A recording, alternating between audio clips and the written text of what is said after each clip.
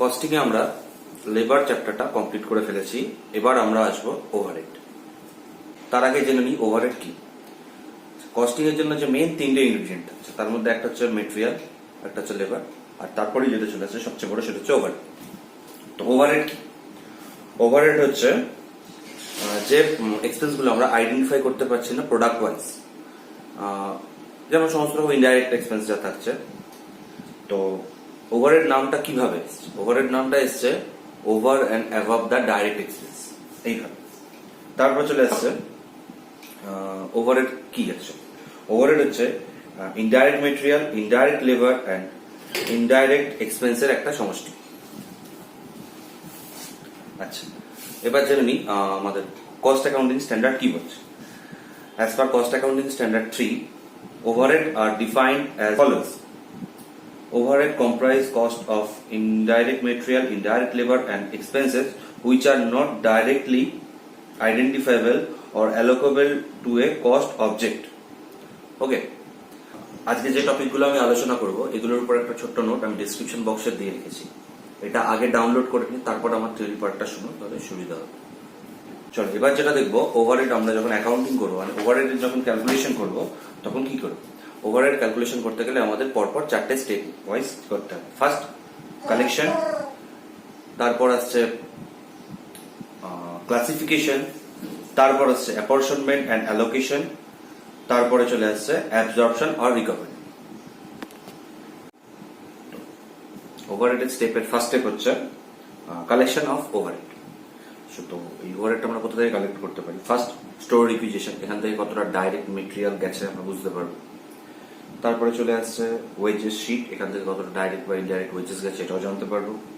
Cash বুক, cash বুক থেকে আমরা সমস্ত রকম খরচা জানতে পারবো, মানে এক্সপেন্সেস। আর জানতে পারবো purchase over and invoice.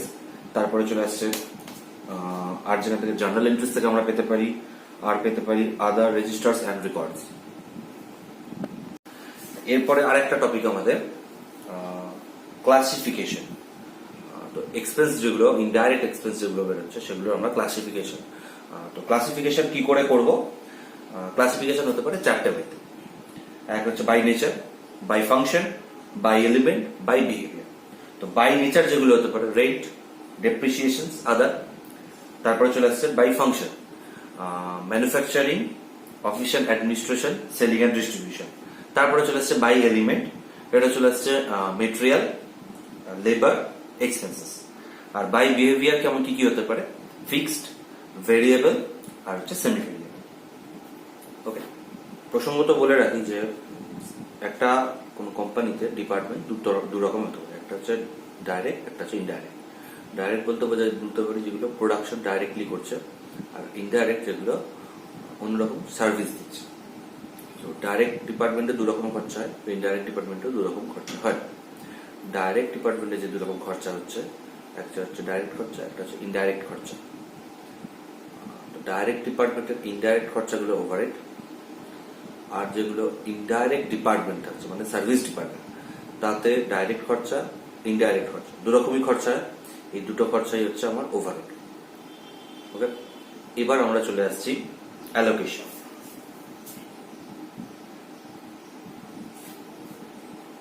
Allocation and apportionment. Allocation মানে ডাইরেক্ট যে সমস্ত খরচাগুলোকে আমরা লিখে ফেলতে পারছি, কোনো রকম ডিস্ট্রিবিউশন করতে হচ্ছে না, যে খরচাগুলো আমরা ডাইরেক্ট বলা হচ্ছে। আমি বলতে পারি direct wages, direct expenses, direct labour. আচ্ছা, ইনডাইরেক্ট ডিপার্টমেন্টের ডাইরেক্ট খরচাগুলো হচ্ছে ইনডাইরেক্ট। ওকে, আবার ইনডাইরেক্ট ডিপার্টমেন্টের ইনডাইরেক্ট খরচাগুলো যা আসবে সেগুলো তো আমার ওভারহেড হবেই। সো অ্যালোকেশনের সময় আমরা কেবলমাত্র ইনডাইরেক্ট ডিপার্টমেন্টের ডাইরেক্ট খরচাগুলো নেব, ইনডাইরেক্ট ডিপার্টমেন্টের ডাইরেক্ট খরচা। তারপর চলে আসবো আমরা অ্যাপরশনমেন্ট। অ্যাপরশনমেন্ট দু রকমের, একটা হচ্ছে প্রাইমারি, একটা হচ্ছে সেকেন্ডারি। প্রাইমারি অ্যাপরশনমেন্ট মানে যে সমস্ত খরচাগুলো আমার থাকছে সেগুলোকে বিভিন্ন রকম বেসিস ওয়াইজ ডিভাইড করে ডাইরেক্ট ডিপার্টমেন্ট আর ইনডাইরেক্ট ডিপার্টমেন্ট দুটো স্তরেই দিয়ে দেওয়া। আর এরপরে চলে আসছে সেকেন্ডারি। সেকেন্ডারি ইনডাইরেক্ট যে সমস্ত ডিপার্টমেন্ট থাকছে তাদের সমস্ত খরচাগুলোকে আমরা একত্রিত করে সেই খরচাগুলোকে এবার ডাইরেক্ট ডিপার্টমেন্টদের মধ্যে ভাগ করতে হবে। তো এই সেকেন্ডারি প্রসেসের মধ্যে 3 রকম ভাগ থাকছে। একটা রিপিটেটিভ প্রসেস, একটা সাইমালটেনিয়াস ইকুয়েশন, আর একটা চলে আসছে ট্রায়াল অ্যান্ড এরর। আর লাস্ট যে টপিকটা আমাদের পড়ে রইল সেটা হচ্ছে অ্যাবজর্পশন রিকভারি। এই অ্যাবজর্পশন রিকভারিটা নিয়ে আমরা পরে আলোচনা করব।